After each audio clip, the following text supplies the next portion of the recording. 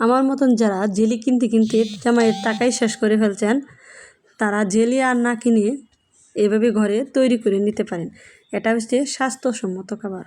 বাইরের জেলি অনেক কেমিক্যাল দেওয়া থাকে, আর এগুলো হচ্ছে নিজে ঘরে তৈরি করে একবারে ফ্রেশ ফল দিয়ে, সেটা একবারে স্বাস্থ্যসম্মত এবং খুবই মজাদার। টাকাও আপনার বেঁচে যাবে, জিনিসটা খাবারটাও পাবেন ভালো মানের এবং স্বাস্থ্যসম্মত। এভাবে করে বানিয়ে নিতে পারেন। একটা তরমুজে আধা তরমুজ আমি নিয়ে নিয়েছি। এবার তরমুজটা ছিলে এবার ভালো করে টুকরো টুকরো করে কেটে নিলাম, নিয়ে ব্লেন্ড করে রসটা ছেঁকে নিলাম। ছেঁকে নেওয়ার পর এবার চুলার মধ্যে প্যান বসিয়ে তার মধ্যে রসটা আমি দিয়ে দিলাম। রসটা দেওয়ার পর বড় চামচের 3 চামচ এখানে চিনি দিয়ে দিয়েছি অল্প একটু লবণ, যাতে মিষ্টির ব্যালেন্সটা ঠিক থাকে। দিয়ে দিলাম একটু ফুড কালার, যাতে দেখতে ভালো লাগে। যে জিনিস দেখতে ভালো লাগলে খেতেও কিন্তু মন চায়, আরও বেশি ভালো লাগে।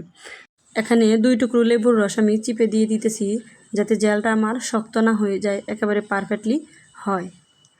বাজার থেকে জেল যখন আমরা কিনে আনি, আসলে দামটা কিন্তু অনেক বেশি।